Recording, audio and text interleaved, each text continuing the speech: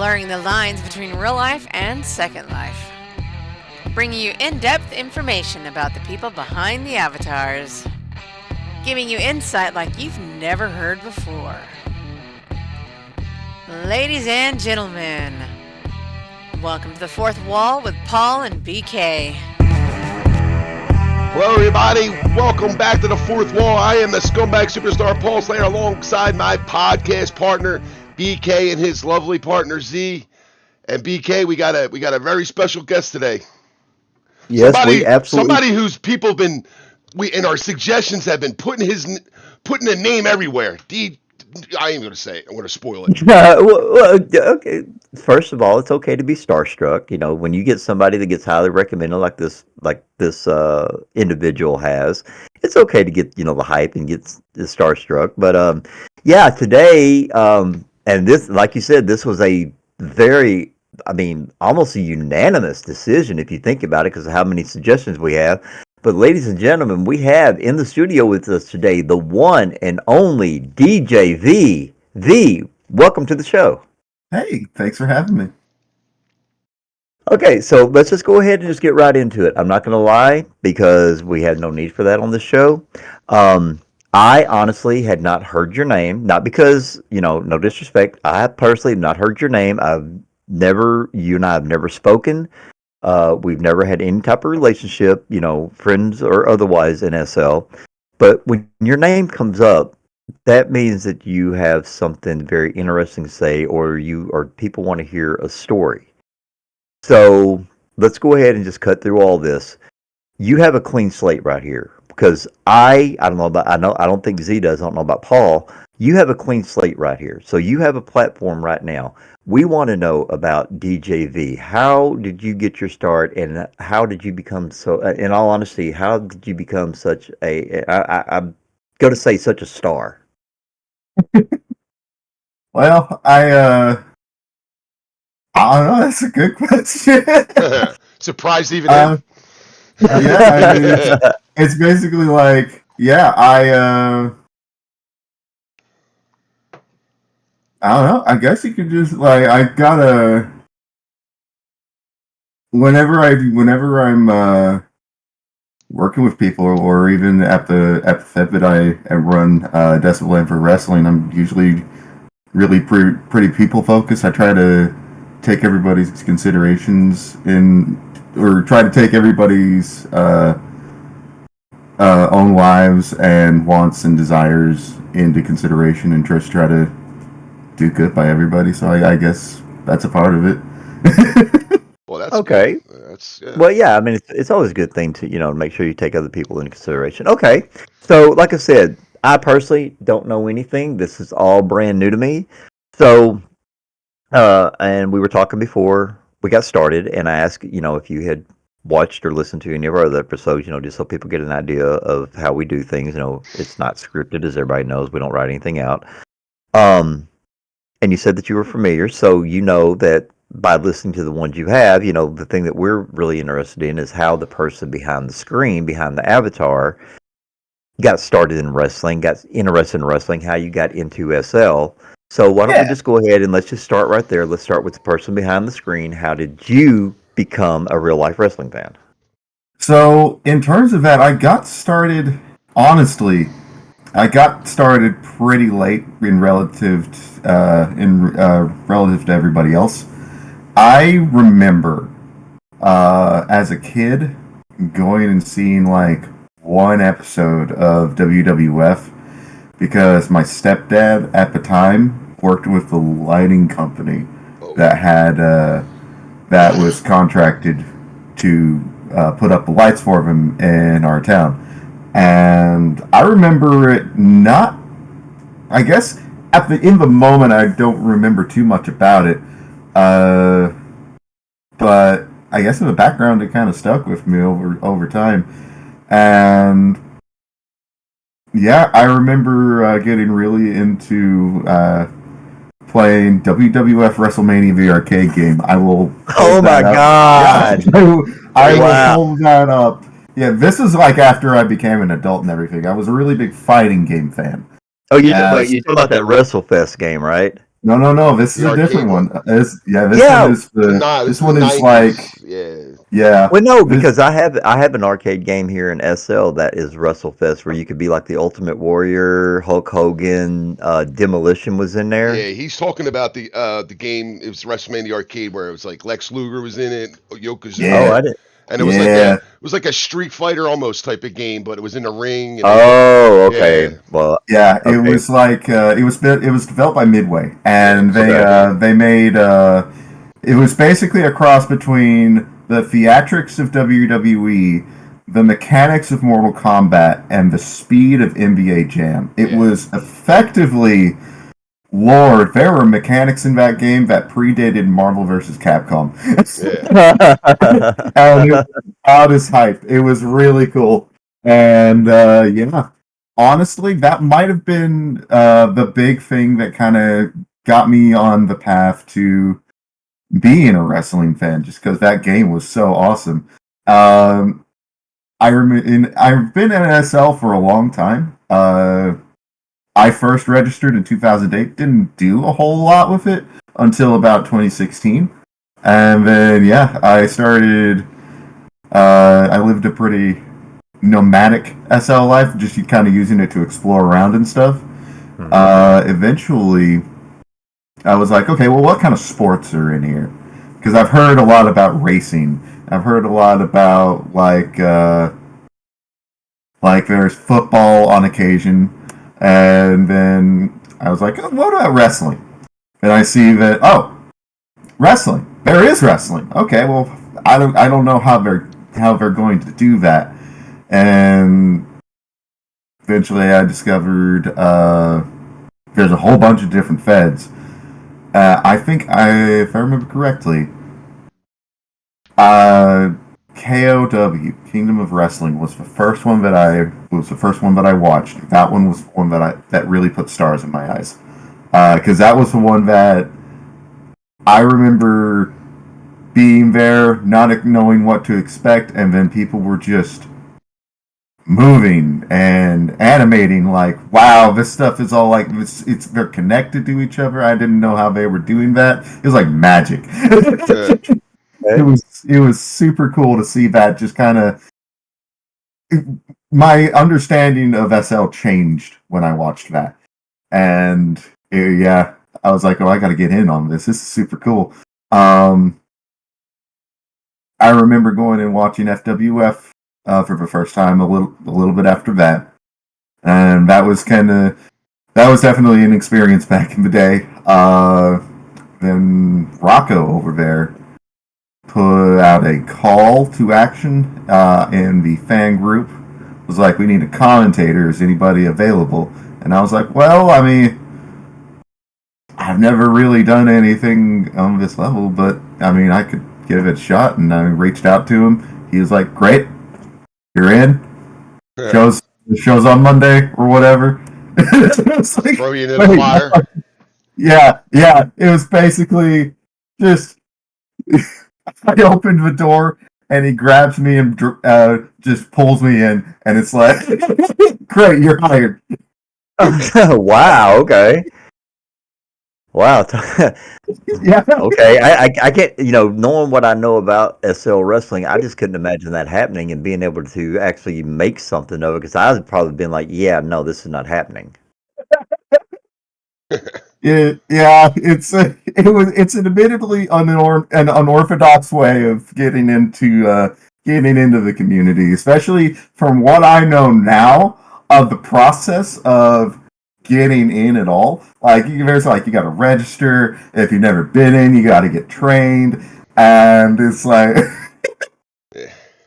I mean, like anything else, like video, we were talking about the video game just a second ago. You got to practice to get good at it. So, I mean, it makes sense. Exactly. And it's good. I mean, it goes to show you too, like the one thing we've always talked about with many other guests on the show is like having a commentary person is such a rare, like they're so hard to come by in this community. Yeah. It was let's see. There was a person that was there when I first started going, and then she left. And if I remember correctly, she was basically trying to play herself up as being Tigress from Kung Fu Panda. Like, yeah, that was the person that I replaced.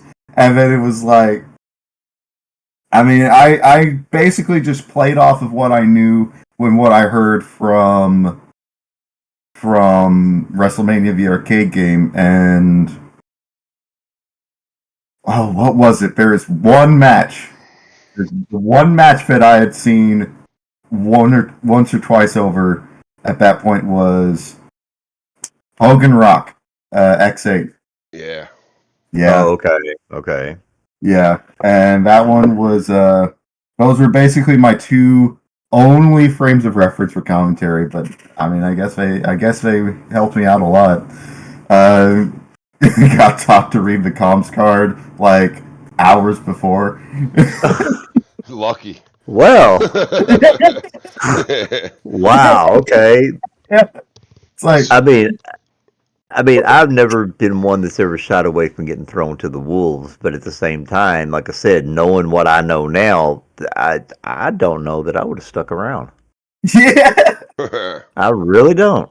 Did you enjoy doing it? Like when you did the commentary, was there a Yeah. learning curve? Oh, yeah, it was fun. Because a lot of people with commentary, because like, yeah, me and BK were commentary, like a lot of people like, yeah, I could do it. And then they get on the mic and then they're kind of like freeze, you know what I mean? And they don't, because it takes a lot, because you're telling, you know how SL wrestling is. I mean, you win, people having lag problems, people are having this, and you have to fill in that time when they're having issues with things. A lot of people can't do that. I'm not going to say can't do. A lot of people have a hard time doing that. I mean, you see a lot of great commentary people out there now who are like really good and can do it, but to throw you into the fire like that, and it had to be a huge challenge for you. It was a little bit. I had to get over a lot of stage fright. Yeah. And it was mostly just like, I just basically tried not to stop talking, because I know that dead air means dead air. Yeah, dead air means death, and it's just like, it is as long as you just keep your lips moving, you should be good to go in terms of just like making sure that everything else will fall into place, as long as you just, make sure that people remain engaged and remain excited for it. And especially like starting out, I knew basically nothing. I knew like one or two characters from like the one or two times that I visited, and it was basically just familiarizing myself with the environment, with the roster. After that, what storylines are going in, and yeah, there was a period of time where I was just a commentator for FWF. It was a really nice time, but yeah, I started transitioning into more wrestling around like July, August. I started in like April, and then yeah. Do you think that you starting out as a commentator made you a better performer as a wrestler? As far as storytelling, stuff like that? It made me consider, kind of in my mind's eye, how commentators could potentially react to certain moves in certain spots. I really think that's really valuable, because it is something that you got to make it. It's a two. It takes two to tango. Right. In the match itself, and then you got the ref, and then you've got commentary, and you got to make sure that everybody is kind of on the same page there, or like, yeah, it's important for everybody to kind of be able to clearly see what's kind of coming, if they're calling it or if they're commentating it. Yeah. Yeah. Or reffing it, I should say. And yeah, I definitely think that kind of being able to come in with a commentator's eye to try to figure out, okay, well, how like Croven over UFW, how would he potentially react to something like this happening? Right. And yeah, how long I should potentially hold something, how long I should sizzle with the cell, and stuff like that. Just kind of making sure that a good pace is established as well, because commentary can do a lot, especially if they're great. It's exhausting. But they can't sell forever. Well, yeah, and yeah. now with you being a commentator, here's something, and as Paul said, we've done it for a while, and I'm not going to sit here and say I'm the greatest, but I know that I'm good at what I do when I get out there. But here's something, and tell me if you agree with this. One of the downfalls of being commentator is we kind of get screwed over a little bit, and by that I'm meaning you go into a Fed. And they're like, "Hey, we want you to come in, and we're going to put you on the table. Today is Monday. We're going to put you on the table on Thursday. Be here at this time. This is what we do." But yet, nobody ever says, "Look, I know you're just now coming in here.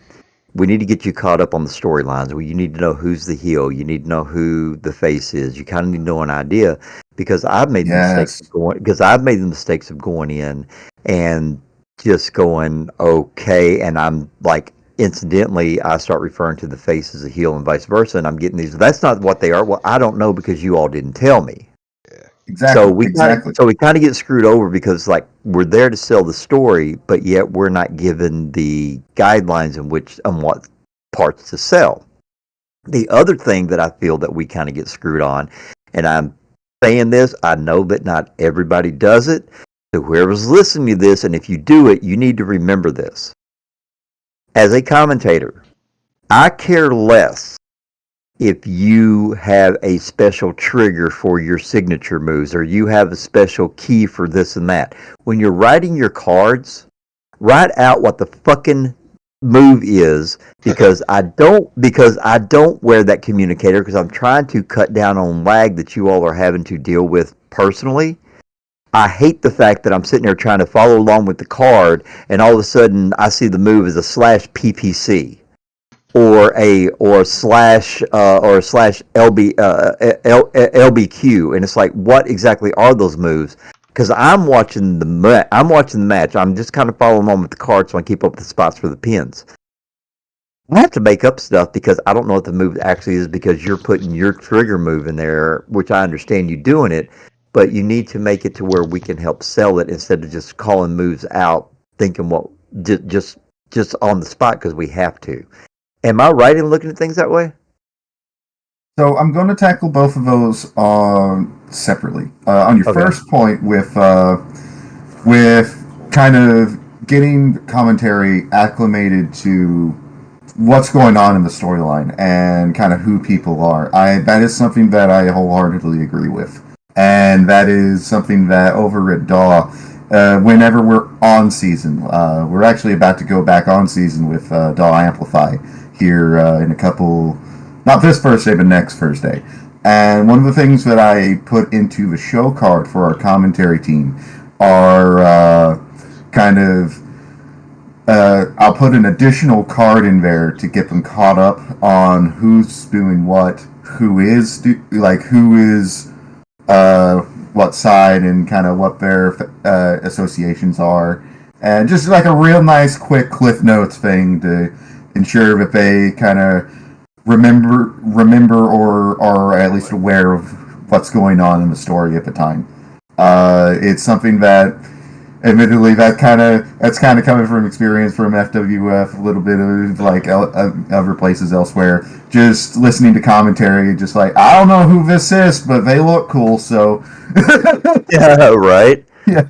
On the second point, that's actually something I definitely understand where you're coming from.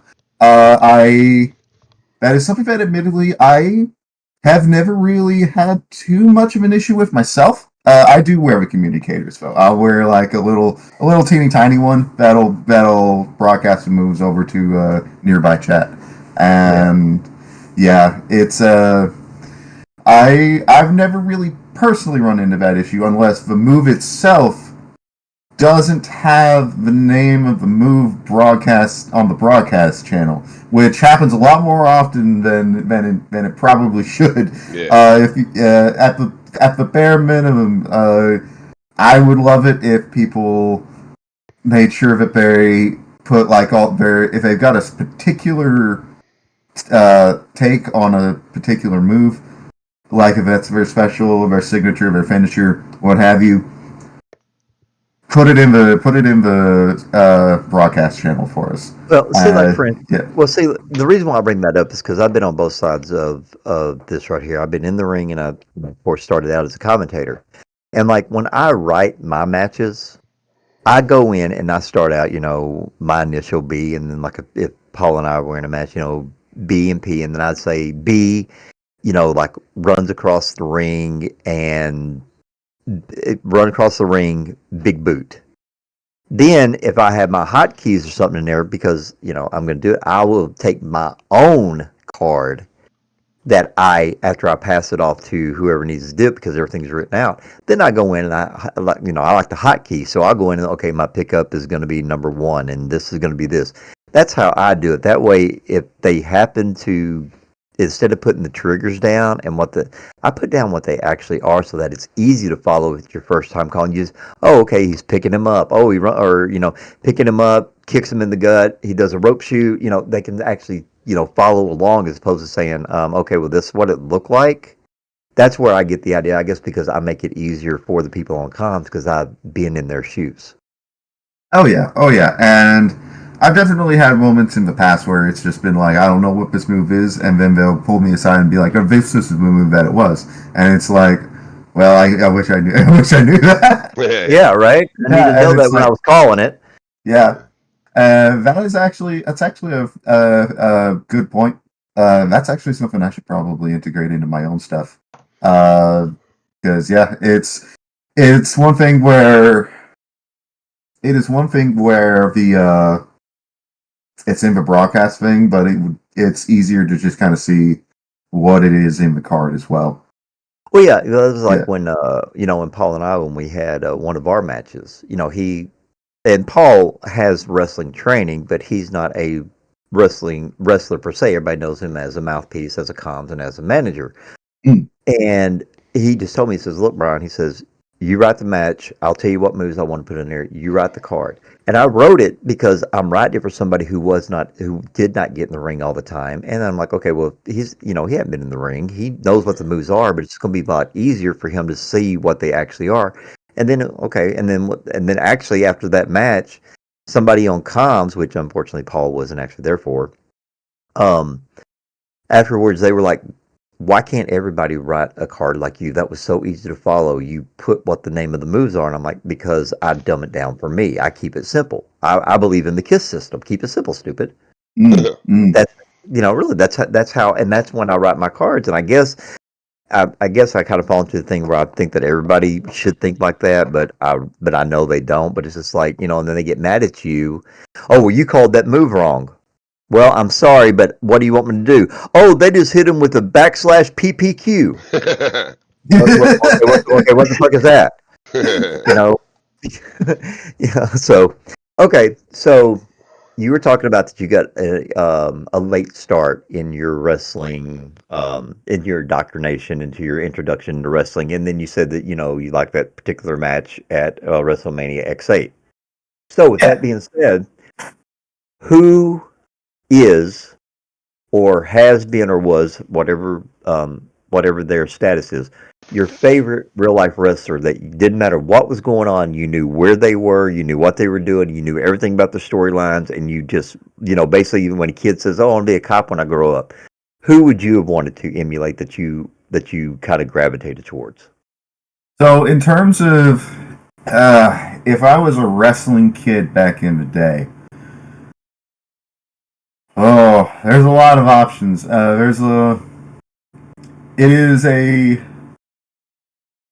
guess it's not necessarily a complex answer, but it would basically be an answer that would be like, oh, you got your Steve Austins and you got your Rocks and you got your honestly, I really gravitated towards the aesthetics of Bret Hart. And like his moveset and stuff. In watching his stuff from the past, Shawn Michaels was another one. He's just got a style and flair for showmanship that a lot of people around his era didn't really have. Especially towards the mid-90s, like that's where WrestleMania arcade game was developed during that era, and yeah. Shawn Michaels thing. Every time he was in the ring, he looked confident, and you knew he knew what he. Oh, I just tongue-tied. Like he knew what he was doing. Like, you know what I mean? Yeah. Like it didn't matter how big the match was. He always had the same type of way about himself, where how confident he was in himself. Oh yeah, and honestly, there's one that I just never saw him in his prime, but he's still in wrestling today. He's over in TNA now, but he's not a wrestler. There is one that was just like he is one that is just amazing to watch. Loved his stuff. Santino Marella. Oh yeah. Oh wow. That dude was an innovator in that space. I agree with that, but I'm not going to lie to you. The thing for me that, and I'm sorry, I don't care if anybody agrees with me or not. The thing with Santino, he was not the best performer in the ring. Oh no, not he even. was not. By no means was he the best performer in the ring. What sold him for me was all the little extra comedic shit, his comedy relief. Yeah. Everything. I mean, everything that he did, from his promos to little things that he would do in the ring, just little things that if you didn't really pay attention, you wouldn't catch it, but then you'd find out how funny it was later when you watch it on YouTube. Yeah. And to me, if it wasn't for his ability to do that, I honestly don't think that he would have had what career he did. Oh no, it was because he crafted basically a perfect comedic wrestler, and he was so memorable that people will go back and like watch his stuff outside of the I still do. Well. Yeah, it's so weird. So out of everything that Santino did, to me, out of everything that he did, the one thing that stands out, that will always stand out, is when they had him paired up with Beth Phoenix. Yeah. And he went out to the ring and tried to do Melina's entrance, with the split. Yes. And he falls off the ring screaming, "Oh my God!" Because Beth Phoenix even broke character. She had to hide her face. She was laughing at it. To me, that is the most memorable moment from him. Other than that surprise, even though you could tell what was going to happen, the whole surprise thing where he won that title being pulled out of won that match being pulled out of the audience. I think Bobby Lashley helped him. Yeah. But I think that that thing with Beth was probably that was probably him at his very best. That when in my opinion. He called John Cena John Cena. Yeah. Okay. It's not any worse than R-Truth calling Triple H El Capo or whatever. Yeah. So R-Truth is another fantastic one, honestly. Oh my God! Little Jimmy. Yeah. I'm sorry, but R-Truth, the little Jimmy stuff, it cracks me up. But I loved when he came out for the the Royal Rumble match, and he pulled the ladder into the ring. He tagged in. What was it, Dom? Over the more recent one, and it's just like, tag into the friggin' Rumble. Oh my God! When he went in there and broke Brock Lesnar, that was pretty funny too. When he threatened to throw Heyman. Yeah, you can even see the look on Paul's face. He's like, "What the fuck?" The story behind it was even funnier because right before it, he's like, "There's no way you'll break him." He's like, "Oh, I'll break him." And then they didn't know what he was going to say when he went out there. Yeah, as far the whole my balls, that was him at his comedic best, and it was just really, it was really great. It really was. And then of course, and one thing that I always remember with him, um, oh my gosh, the tag team, um, with Shad, unfortunately, when he drowned, it was Yeah, Shad Gaspar and his partner, crime time. Crime Time. Yeah, well, it was after they split up, and I do believe it was after the tragedy with Shad. Santino was in the ring with. God, I can't remember his name. Saved my life right now. But anyway, he hit him with the Cobra. Yeah. And dude oversold it where he stood there, started shaking like he really. And there's just some things that stand out. But that with him, that's the two. But putting him and Beth Phoenix together, that whoever did that, I will say you were a genius for doing that, because that couldn't have worked out any better. Okay, yeah, that was a brilliant okay. Right. Okay, so you say Santino, which, in all honesty, a lot of people don't give him credit, because he could, he did they his should. thing. They should. Yeah. Like you had some people that just were not that great in the ring, but it was other things that made up for it. Like, to be perfectly honest, the Road Dogg, Jesse James, Brian Armstrong, he's not that good in the ring. Billy Gunn, they wasn't that good in the ring. But they made everybody else around them better, because they helped do what they were supposed to do, and it was their promos and their things like that got them over as the Outlaws. Exactly. So so that's what Santino did. He found a really good niche. Okay, so you're saying that Santino is one that you paid attention to. What about SL? When you come in here, you said that you went over and you watched SL wrestling for the first time, and you kind of got thrown to the wolves. And you've had time to branch out and see that there's been other things, and you get, you do the right thing and get out of the bubble of just being into one fed and saying, oh, this is the only thing that exists, because that's bullshit. So with that being said, who in SL, who would you say in SL is one that you're like, okay, I watched them, I see what they do. One day I want to be as good as them. So in terms of that, there was a wrestler in KOW that, in the vein of Santino and R-Truth,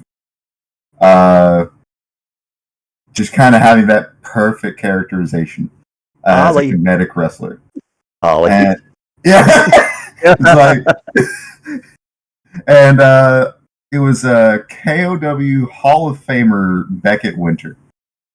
And I don't think a lot of people are going to describe this character as as anything that was particularly memorable. For me, that character is one of the reasons why I got into SL wrestling, because the way that he was portrayed, everything had an explanation for it. Like, he was just this giant, he was a round man. And he was he was greased up. He was this nerdy kind of character. And he was a jobber. But everything had an explanation. You couldn't slam him, because you couldn't get him up to slam him down. You couldn't grab him, because he's too greasy. You just couldn't do it. Yeah. Now, what promotion was this in? KAW? Oh, this was in Kingdom of Wrestling. Okay. They didn't even have a Hall of Fame. He just gave himself the title. and this character has stuck with me, and it was one of those things where even today, he still kind of has a little bit of, I have a comedic wrestler over in DAW, the Thyro, who is this crazy person. No one knows where he came from. I don't even think he knows where he came from. But he's just kind of everything's got an explanation. It's just not given. Who does that remind you of? I don't know V if you're familiar, but I know Paul knows, and Z has seen this person, and this person has been mentioned a few times in previous episodes. Ruth. Yeah. Ruth. Ruth, Fusion. yes. Yeah. Ruth is like I've seen her one. Yeah, I have seen her a couple of times. I haven't seen her in a long time, but yeah, That was we such haven't a seen. unique character. Yeah, we haven't seen her. Yeah. Well, I haven't seen her since SPW. Yeah. She was the limited times that I saw her. She definitely left an impact. It was just like it was like Roof Resident, right? It was just like with the SL avatar. Yeah, it was. Yeah, very basic. That was played off really, really good. That was really done well. Like characters with unique characterization, like wrestlers with unique characterizations like that are always. That's always going to be the thing that kind of makes me pop. Where it's just like, oh, you got something weird going on. That's neat. Right. I agree. It's something unique. Like you see something unique that's sketchy too. Like everybody wants to be Stone Cold Steve Austin or want to be badass heels or whatever, but like you find that person who really puts a lot of thought behind the character and it's something unique that nobody else is doing, especially in SL, and they always catch your eye. Yeah, exactly. Okay. Now we already established that you have been on the comms table. We've established that you've been in the ring. So, based on those two, and there is no right or wrong answer. Which one do you prefer and why? There was a period early on when I would have said I like both of them. Nowadays, nowadays I consider myself more of a wrestler than a commentator. I can still jump on the table, but I'm definitely. I don't know if I'd say burnt out on being a commentator, but it's not a position that I necessarily prefer to be in over being in the ring, even as like a ref. Like I just like to be kind of. It's not even like it's a fame thing, because like it's just a. This is kind of where I feel more comfortable anymore, and like I'll often be like a ref over in like FWF, or I'll be a ref over at DAW, and yeah, it's just like I just kind of like the I don't want to say vibe. There is I like the ability to just kind of be I guess a performer in terms of just not even like. Yeah, I definitely know what you're saying. Even if there wasn't anybody in the audience, it just feels nice to go down that metaphorical script, if you will. That makes sense. Okay, yeah, I mean, it really does. Because like with Paul, Paul started out on the comms table just like I did. I moved into the ring fairly quickly. Paul kind of stayed, but he does the manager thing because Paul is very good on the mic, and when he gets into the ring, people like to see it because they want to see him get his butt whipped because he does his job correctly. But yet when he gets into the ring, you can tell even the fans are kind of they know they're supposed to get into it, but it's like they can't believe he's actually in the ring because they're so used to hearing him talk and used to hearing him run his mouth. And then here he is not saying anything and having to put actions behind it. So you can tell with them that they're like, yeah, we understand why it's got to be done, and they're going to do their normal. But you just get a different vibe when it goes around because that was what I experienced. Being in the ring with Paul a few times, is that he made his name pissing people off by running his mouth. Yeah, and people want to see it. So when you said the statement earlier, it's not about fame or anything, but you just like you like telling the story instead of being the storyteller. Paul made his name by being the storyteller by basically just constantly running his mouth. Basically, that's what you did. Yeah, no. But I tell you, I know, like, it's funny, though, because I'm going to go back what V said. It's like the one thing I remember kind of like I don't wrestle a lot, but like cutting promos for people, or whatever. But like I remember, being out there doing commentary for an hour and a half, 2 hours, and then transitioning to being a manager for me, at least as a mouthpiece, going out there doing my segment and being done. And like, wow, man, that's gosh, why did I wait so long to do this? Because it was like not that I didn't enjoy doing the commentary, but it's such a job in a way where like it just you have to be on your top for the whole show from beginning to the end, And granted, V, you've been around. Some of them matches you have, sometimes you see they drag out longer than they should, and you got to keep on top. You got to keep on top of them for them 25-minute matches, knowing that there's still 3 more matches left. And it takes a lot out of you. But when like the biggest thing for me was going out there like the second time, like the first time, and be like, wow, I'm already done. And then like I'm only 10 minutes into the show, So that's a big transition for me. Well, it's one of those things where that is a pretty like I definitely understand where you're coming from.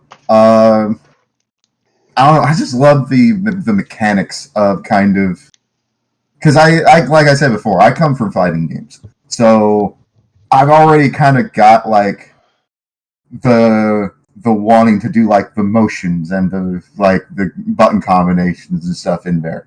And even at the core, even if there was nobody around to watch the match, I'd still like do that because it just feels nice to be able to do like combinations. SL wrestling is kind of, for me anyways, it has the same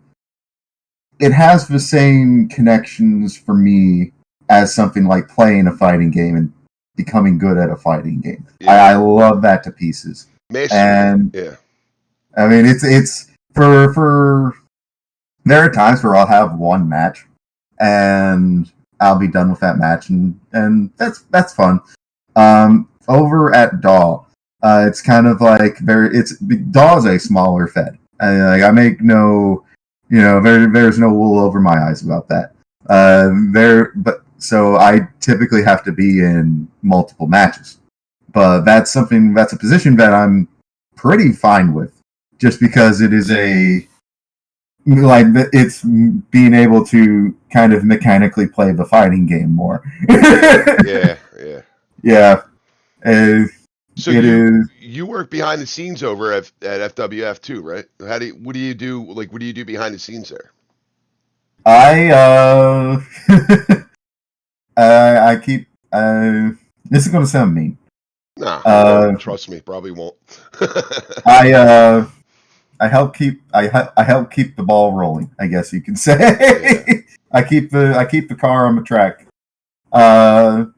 It can be chaotic, but it's still a hell of a lot of fun over there. It's you never know quite what to expect. Rocco, he's been in this literally 25 years. Like, even outside of SL, he's been doing this for 25 years. Starting, like, we entered, FWF entered its 25th year, December of last year. Yeah. And it's the longest running digital wrestling promotion, like, period. And we've checked. And it's like there's no forums, like there's no like wrestling promotion forums or anything like that have even lasted that long. There's no creator wrestler leagues that have lasted that long. It's really kind of it's kind of surreal, but it's also really, really cool to be a part of something with that kind of legacy. And plus, the people who don't know, I mean, that FWF transitioned from Furcadia, I believe it was called. Yes. Into SL, right? And it was on it was on Furcadia way after SL became a thing, and even after SL Wrestling became a thing.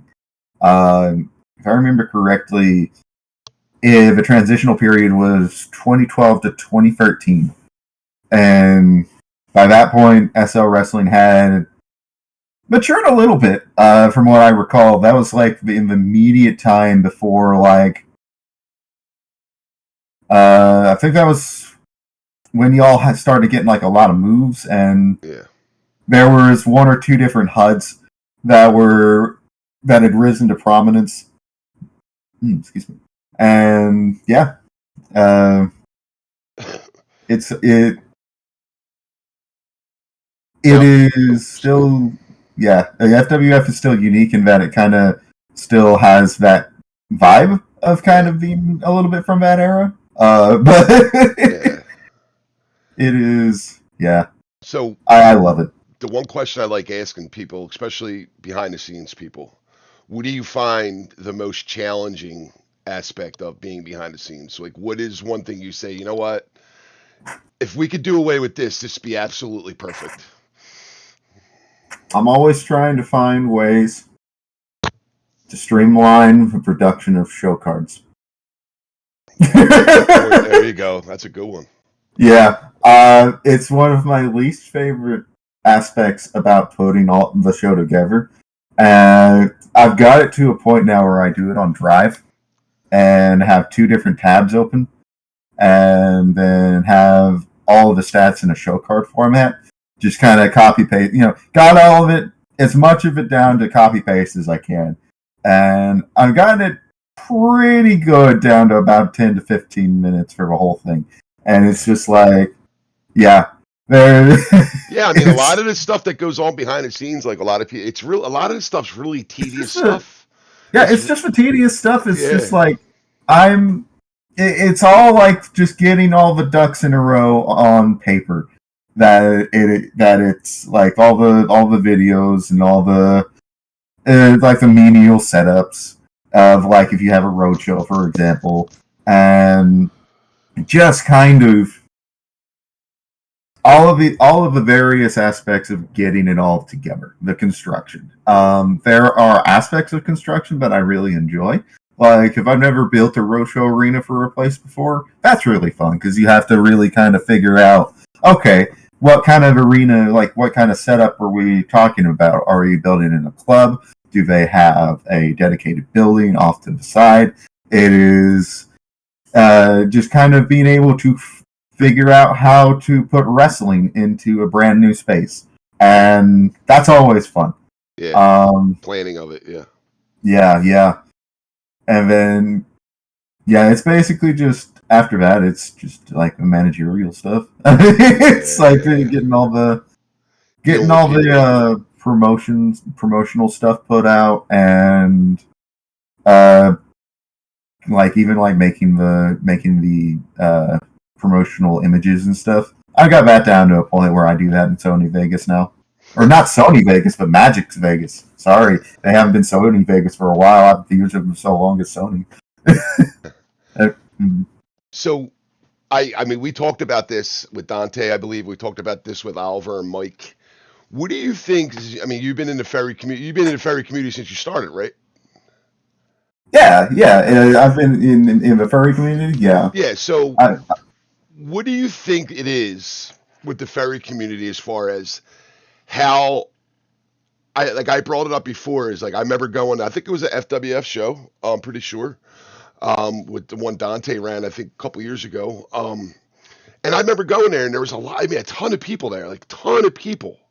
That, I mean, like I'd never seen that many people in one sim at one point. As far as like, at that time, I was only probably in SL Wrestling for maybe a year. What do you think it is that the difference between the human feds and the ferry feds, in your opinion? Like, what do you think it is that makes them draw more to wrestling? As far as like, you go to a lot of human shows, you might see 10, 15, maybe 20. There's times that they draw a lot of people, but it seems like the ferry community does it a lot. What do you think it is that draws them more to the ferry feds? That they all stick together. You all stick together and support each other. So in terms of that, there is a sense of community there. I would agree. There are some fractures in there. I'm not going to lie. There are different there are different tribes and different like little cliques and stuff. The same as human side, I'm sure, but it's just like And this is something that Dante had brought up, and I would be inclined to agree. I agreed with him back then, where it's just like there's things that there's not a whole lot of things in SL to do beyond like shopping and having the sexy times and stuff. And this is something that is in SL that is not anything like anything else, even like racing and stuff. It's something where there's a theatrical production going on that's based in action, and it's really dynamic. You never know what to expect. There's a lot of motion and emotion. Mm-hmm. And especially in considering that there are times where it can get really wild and really weird because of the platform that it's on, as opposed to being based in reality. There's already a level of unreality in just making it furry, and I know that there's in terms of the furries that I know, this is something that even I do over at DAW. This is something that Dante has expressed wanting to do over at UFW. There's other vets like Painting.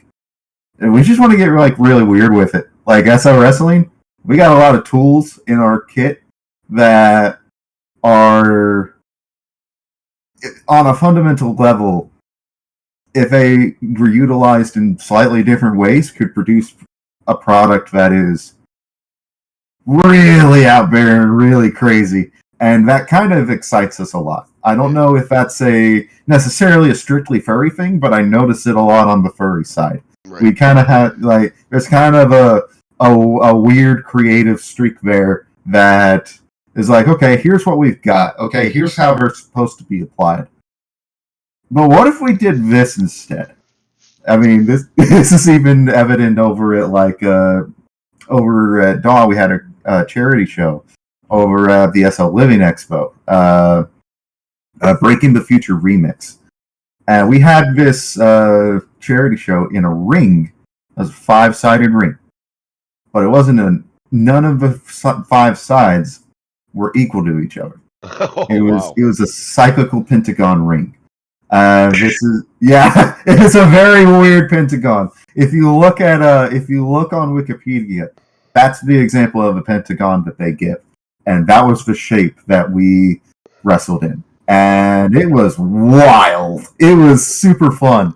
But yeah, it's like it's that kind of weird stuff where it's like we got the fundamentals of what a show should look like. Now what can we do with those building blocks to create something that's wholly it's like something also, completely different. What Dante said, that I remember he said, I think, and I agreed with, that I'd never seen, before, is like I never looked at it that way before as far as wrestling was. Like you said, you're in the unrealistic thing because it's furries and, the make-believe part of it. Also that you guys are capable to do things that like a human fed can't, like as far as like, if I wanted to be like a bird or something, I could fly and, what I mean, do certain things like that in the ring that add more of an element, more entertainment to a match where the human side can't. I never looked at it like that before. When he told me that kind of was like an eye opener for him. Like, hey, you know what? You're right. You can. I never thought of it that way. Oh yeah. The animalistic traits of furries are pretty regularly integrated. You often see like tail whips and stuff. Yeah, exactly. And yeah. It is. I would say that those are definitely major aspects of like creative storytelling in the ring that are definitely a plus in furry. I would hesitate to say that they would be a primary reason though.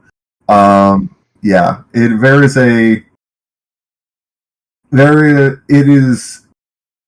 Even if you remove like all of the aspects of like both human and furry from each other, and you just broke it down to the basic matches and the basic characterizations and stuff, I do have to wonder if there is like a fundamental difference in terms of like how characters are presented in both sides. It's something I've never really thought about before. Yeah. Now I'm like, could like there could be like a difference in philosophies in terms of how we both like how the communities approach constructing a character. Definitely. Yeah. All right, let's pay some really quick bills here. So we got a break from our sponsors. Darkstar Radio, Aran's Domain, Limitless Pro Wrestling, aka LPW, All Victory Wrestling, aka AVW. All right, V. So, we know that you have worked behind the scenes. You've worked in front of the camera, basically in front of the camera, behind the camera. You are co-founder of a Fed yourself. You just got done saying that you worked with Rocco, who everybody who's ever heard that name. By the way, if anybody talks to Rocco, I want to know why he didn't accept my invitation or at least reply. We've been trying to get him on the show, and he refuses to reply to us. Rocco is enigmatic. I will reach out to him, and I will get him. I'll tell him that it's probably. I'll tell him that it's not spam. That's probably we'd love to have No. What I mean, I reached out to him. I searched and I looked him up, and I sent him I wrote it as a note card because I didn't know if his IMs got capped. I wrote him a personal note card from me to him. It wasn't a thing where it was like, it wasn't like a Discord message. Okay. It was gotcha. I wrote up a note card that said, "Hey, I don't know if you remember me. We met once. My name is VK. This is what we're doing. Your name was brought up. We would love to get you on the show and have you to tell your story because so many people are interested in hearing you." Basically is what I said. I did that like after our second episode dropped. We are now 18 episodes in. Oh, and I haven't heard a word. Yeah. But anyway. It might have gotten, I will see about it, yeah. But anyway, before I got off my little tangent there, but let him know that I do respect him, but I would like to hear something back from him. Absolutely. But anyway, back to what I was getting at. The fact that you have done everything from you got your foot in the door day one. You did this. You moved up. You've done this. You're now a co-founder. Basically, founder. Founder. You've done all that. So, with our past guests, one thing that we always want to hear, because I've said this before, I can ask 5 people standing in the same room a question, and I'm going to get 5 different answers because everybody gives their own perspective of stuff. With you basically saying that I have done everything, like several people that we know in the wrestling community have, in your opinion, what do you feel has been the biggest downfall for SO Wrestling?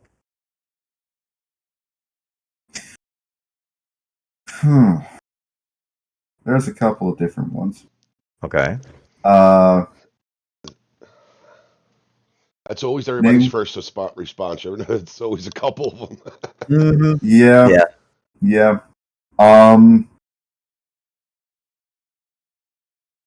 I mean, it doesn't. I mean, they don't have to be like long, elaborate answers. But I know you're going to. You're going to. Oh no! I get that, but we've mentioned things like one of the big things, and the biggest thing is ego. That's what happens. People's egos tend to get in the way too much, and then after that, you have title collectors. You have people who they're in their own little box and they're not willing to expand. They never want to evolve, and they never want to do anything to keep their characters interested because they don't know how to tell good stories, or if they're in a good story, they find a way to fuck it up. That's some of the things that we've touched on before, but I want to hear from you. What do you feel that you have seen? It's something where there's one that I am going to try to be polite on, and I'm trying to find the words for it, because it doesn't really necessarily even involve the entire community. It is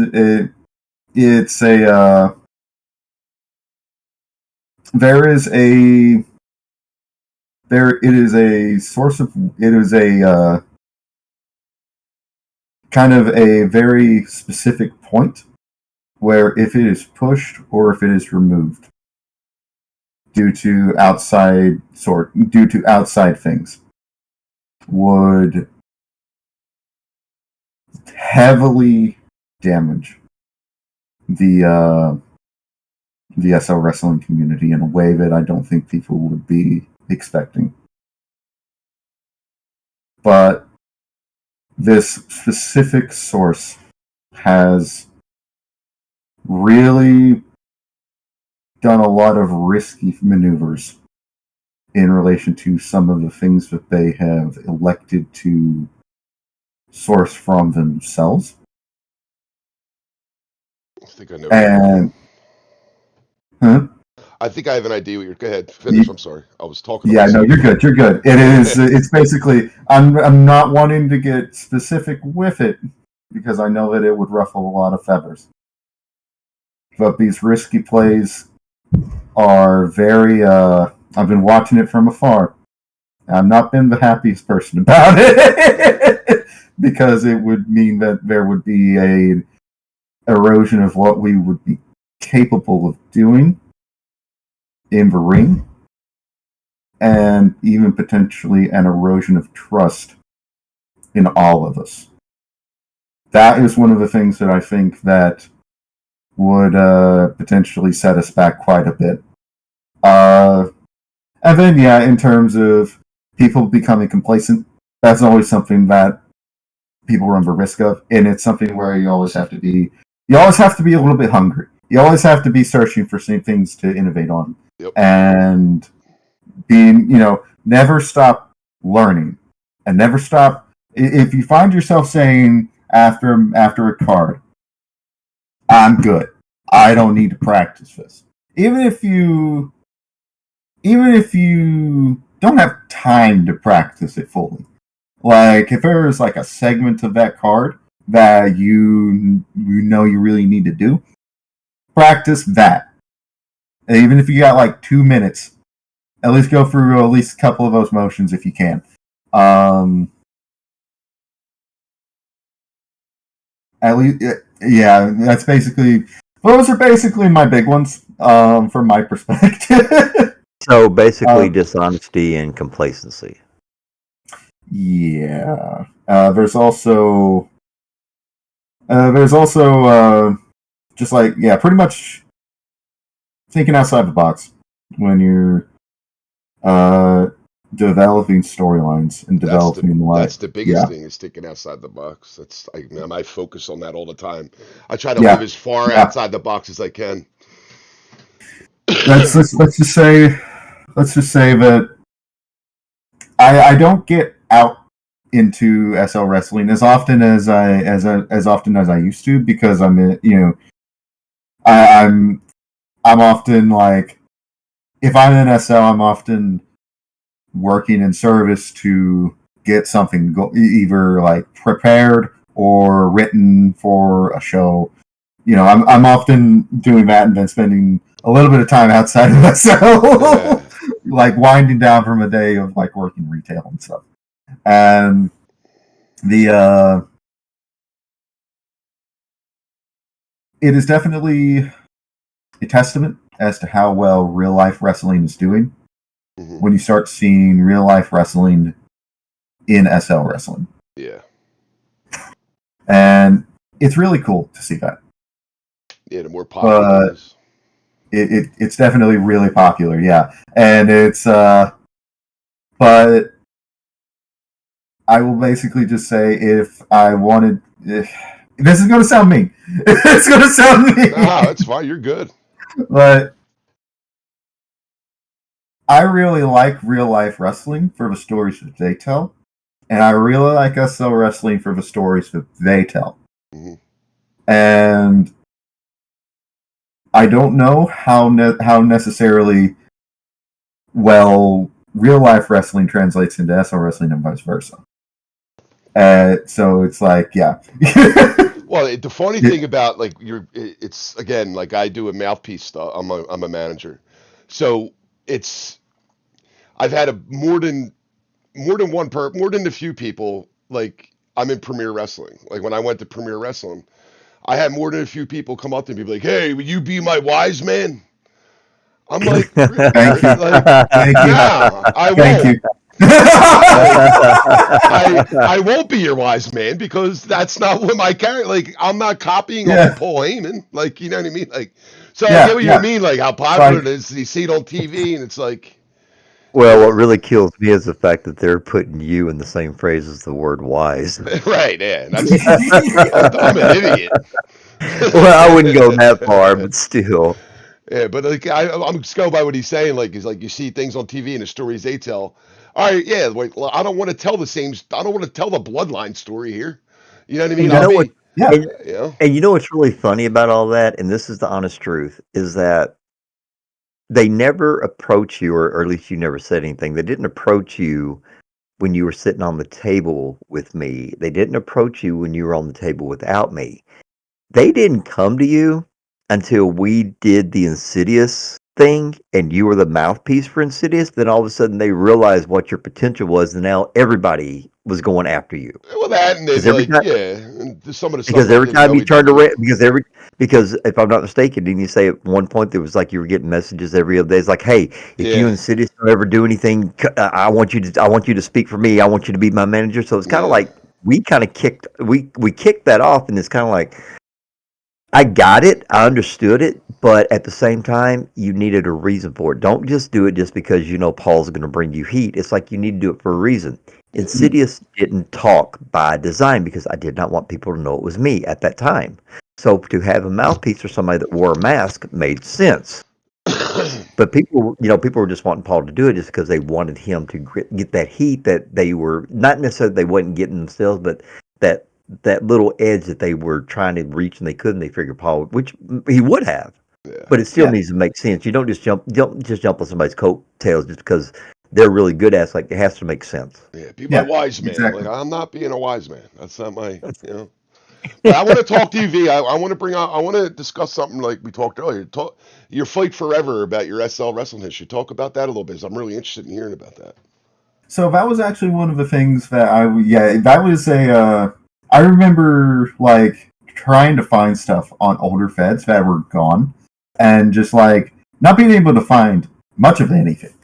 And there is that was something that was kind of the impetus for that. Just being able to have something where all of our data, like all of our history, was cataloged because a lot of our history is oral. Like we talk about all of these great matches that we have, and we talk about we've talked about these major storylines, but there's not really the closest thing that we have is that we've got our SL Wrestling. There's the SL Wrestling Wiki on Fandom, which there are some storylines on there and some like match details and stuff on there, but there's not everything. And a lot of these things are there's no like the cards for them even don't exist anymore because there's a culture of deleting all of the like match and show cards and all like even like promo stuff after it's all said and done. Thankfully, it seems like that might be changing, but like even talking like with people from the past, it's like, oh yeah, no, I don't need that anymore after I'm done with it, so I just toss it out. It's like no, especially if it's something like a legendary match. Yeah, It's like it's like no, that's like the record if it wasn't recorded like for posterity on YouTube. And even then, like there's times where it's like that's not necessarily invincible either because copyrights can bring that down and the like if there is a major source of wrestling vids and something happens to the person behind that account, that could bring down a whole thing. Mad respect to Zarakon, who recorded so much history from SL Wrestling over the years. A lot of that was gone for about a month or two there. I reached out to her, and a majority of that's back nowadays, thankfully. Not all of it, but some of them didn't have backups. But yeah, we've still got a majority of our history still, thankfully. Now, do you think like it would be beneficial or positives and negatives of it? I know like certain promotions had their Hall of Fames. Do you Mm-hmm. think SL Wrestling as a whole talking fairy community and human wrestling community. Do you think as one they should have a big Hall of Fame? I would basically say yes, but that the answer is a simple yes, but the way to get there without drama is a Yeah, I was going to say complicated one. Yeah. I'm sorry. I'm sorry. You're trying to be an SL without drama. Oh, we could talk about that. I'm not Oh, going yeah. to. No, we could. Oh yeah. Oh yeah. There is it would almost have to be a third party that's no longer involved in SL wrestling beyond a lot of stuff like that. It would almost have to be like a coalition of people that would be able to work with each other. I'm sure that there could be a coalition like that after people retire out of SL wrestling. The problem is that's rare. Because SL wrestling doesn't necessarily affect your body in the same way that RL wrestling does. People can go for decades. You could check out, but you can never leave, BK. Yeah, right. I would agree with that too. What was it? We were talking about The Godfather. Just when I thought I was out, they pulled me back in. And we just had that conversation yesterday. It's an addicting. I mean, I always say this is a hobby of mine, but it's such an addicting hobby. Like where I take long extended breaks, I'm like, I start itching to get back and start having ideas in my head about, I could do this, I could do that. I love it. I love doing it, but it's hard to leave it. Yeah. It is. It has a certain. I don't know if a French term is it je ne sais quoi or whatever. You know what I'm talking about. Yeah, I know what you're talking about. Yeah, it's got that certain quality to it that just makes it so wonderfully addictive. I mean, I'm BK and myself are pretty much kind of the same as far as the way we think. Like we're both very creative people, so it's just like this is an outlet for us to express our creativity. Also, like with our characters, with the way we do things, especially with the show, like it's just an outlet for us to get that creativity out and have entertain people or make people laugh or make people hate you or whatever. Absolutely, yeah. It is one of the most unique expressions of creativity in my experience. Like there is really nothing else like it. Yeah, I agree with that. Yeah, you can't even get this in wrestling like creatively or create a wrestler leagues. Like right. Because there are times where even if you're controlling the character, you don't have like this minute and fine and granular of a detail in controlling matches and stuff. I agree with that. So, going back to your days of being in the ring, which I'm sure you probably still do now. Unfortunately, I've not been able to catch one of your shows, so I don't know how you have it all set up. But we can agree, once once a performer, always a performer, once comms, always comms, even though I know you said you like to perform it better over the comms. And I've asked this before, so I got to hear it from you as well. Your SL, you versus who is your dream match? That's a good question. Everybody says that. Yeah. No one ever sees that question coming either. Yeah, and that's the fact that we ask everybody, and yet nobody sees it coming. Okay. So if this is okay, so let me give you a hypothetical scenario here. Paul and I, we own a Fed.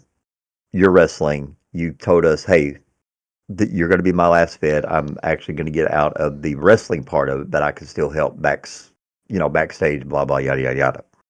Yeah. Us as Fed owners say, okay, Vee, everything you've done in your SL career since you've been here, everything you've earned this one. Who do you want to retire you? Damn, dream match. That's a really dream match. Who would you choose to have your final match with? The problem with this is that there's a lot of really good choices. Okay. Okay. Hold on. Okay. So let me reemphasize here.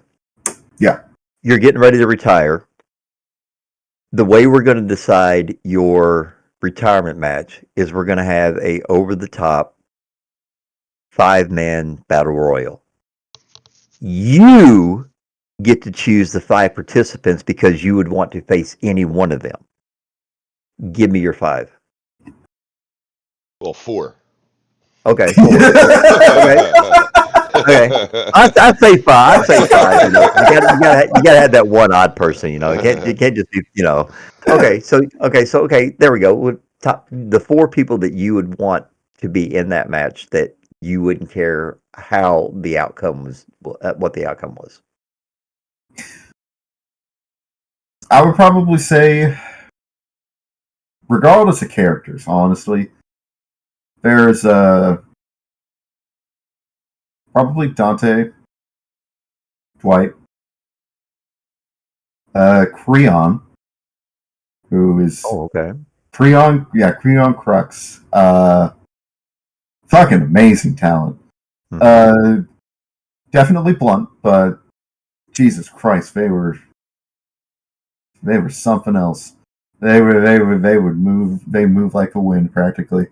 And then the last one is, see, the problem is I don't want to be mean because there's a lot of people. Like, honestly, if I booked that match, if it was like a last match situation, it'd be a fucking rumble. Like, because I want everybody to kind of have the ability to work with to do that. It's just like, yeah, just like, honestly,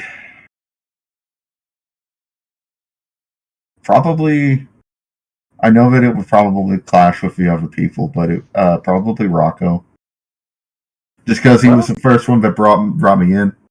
Okay, well, I mean, like I said, this is your personal thing, so sorry, but if anybody gets upset because that's who you pick, fuck them. It's your personal. Yeah, that's true. That's true. And honestly, yeah, that's the truth. I think that'd be my 4. Honestly, that's actually a pretty good list there. Yeah, like they're all fantastic. They're all fantastic. So much for trying to put together a match for him for that charity show we're trying to put together. Like, yeah, they've all like affected me pretty heavily, positively in various ways, and yeah, I just love them to pieces.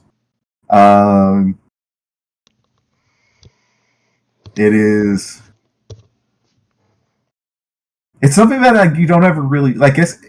Everybody seems blindsided by the question because nobody ever really stops to think about the end point. I think nobody thinks about the end game after it's especially since SR Wrestling there's not really there's no replay there. Like, really, once you get done something, you're on to the next. You know what I mean? Yeah. And so if me and you wrestle, it's like, all right, I wrestle Paul and PK's next. I'm going to focus on him. You know what I mean? Like, that's how I look at it a lot. Like, you're on to the next thing. You don't think about what's after that or what's before that. You're kind of on to the one thing at a time.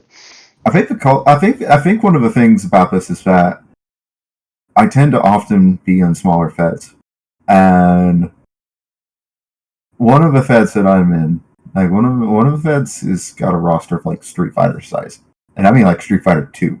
Yeah. It's like, and it's like you will fight a lot of people a lot of different times. You might fight them as different characters, but you will fight them pretty consistently. That's how OEW was. That's how we were at OEW. We kind of had a very small... And there's a certain charm to that I think is underrated. It's always nice to have a really large roster. And from what I recall hearing back in the day, like 2012, 2014, that was kind of the norm.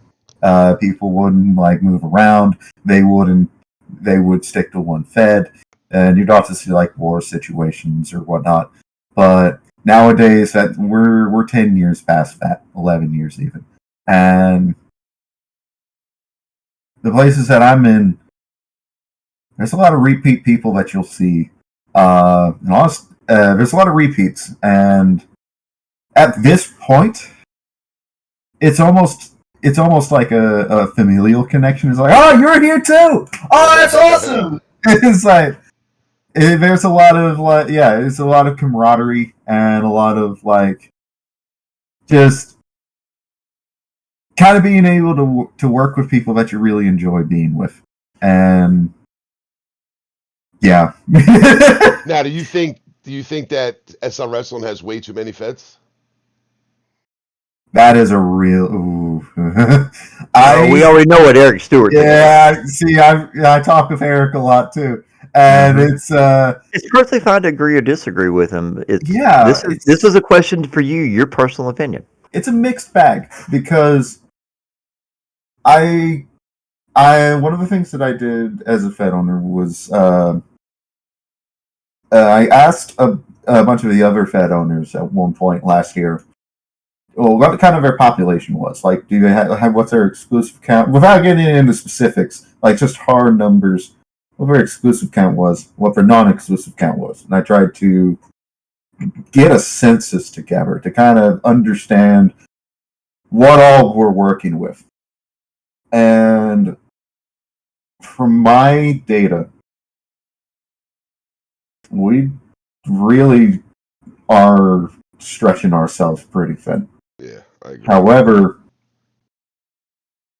I think that's even evident in you're noticing that people are still trying to kickstart feds, but they are having a hell of a time of it. Like, there's not really that, like, it's not like in even 2018, 2019, when there were still quite a few people in SL Wrestling and even like in Second Life to kind of go around. I've been watching like one person who came back recently, just kind of watching him from afar, and just like he's getting a Fed started, and it's becoming apparent that it's very difficult for it to get off the ground. And I'm rooting for him. I root for everybody that wants to try and start a Fed. You never know when a Fed is going to start, and it's going to be the next big thing. Right. And then another thing too is like, what are you doing? Like, what is this Fed going to do different than everyone else out there?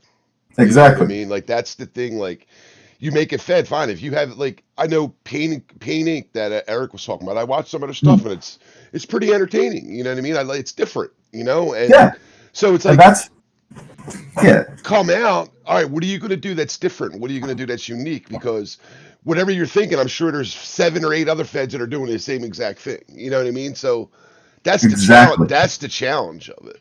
Coming and that's kind of That was something that I had wrestled with personally in run up to my Fed DAW, and one of the things that I said to myself was, I don't want to do what anybody else is doing, because at that point I was coming out of something where I was pretty burnt out. There was a risk of me leaving at that point, and then I was like, well, let me give one more chance and make something that's really weird and out there. And what happened was I separated DAW, universally speaking, from the rest of SLPW. There are characters in DAW that do exist in the rest of the SL wrestling community, but the interpretations of these characters are different. Right. So they're kind of like, not maybe not mirror universe, but definitely an alternate universe. It kind of runs separate in parallel to the rest of the SL wrestling community's informally shared universe. Because you'll see people just go from like one Fed to the other. They'll go see their shows and stuff, Yeah. So when is tell everybody when dolls start, like what night you have it, what time? In terms of DAW, it takes place every other Thursday at 6 p.m. SLT. We have an off-season show, Crossfade, and then our on-season show, Amplify, is about to kick off a brand new season here, not this Thursday, but next Thursday. Nice, cool.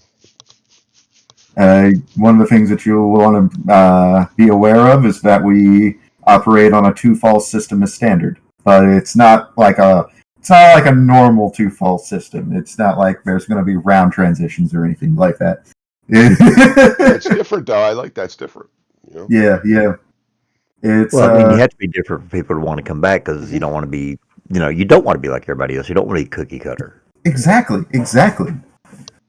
And we recently, it used to be like there used to be round transitions, but then at the start of a year, we implemented a remix to our rule set that made it to where falls could count twice on one pin. And yeah, it's kind of like baking a little bit of that lag into, because I was thinking about that where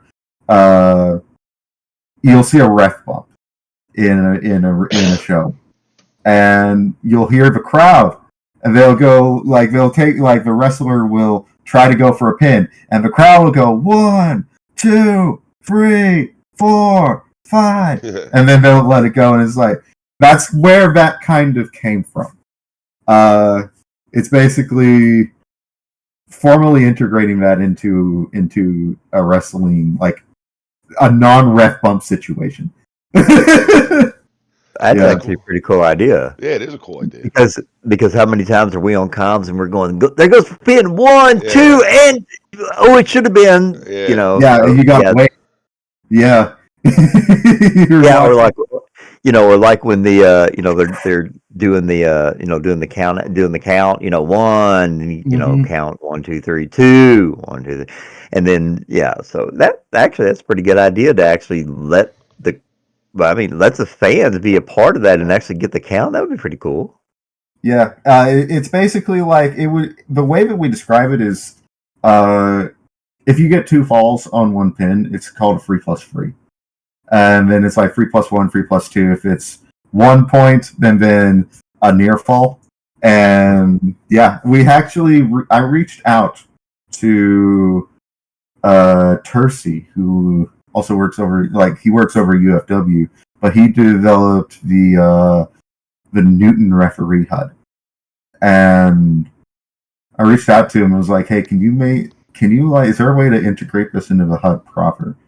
And he was like, yeah, let me figure it out. And then he came back like 10 minutes later and fixed it and got it all. 10 minutes. Wow. Yeah, it was I've been doing it for 5 years. I can't figure it out half the time. Yeah, right? It's like Tercy's freaking legend. He's amazing. I love him. But yeah, it's like, just being real, kind of weird with it. That's kind of, I try to do. I try to have an idea of doing unique things with DAW. I want to try to innovate in the wrestling space that we have, and just like even looking at things like older feds that might not have in their day been necessarily the most well received. There's still a lot of value in them being there, because they would in the ways that might have contemporarily failed to do the thing that they were wanting to do.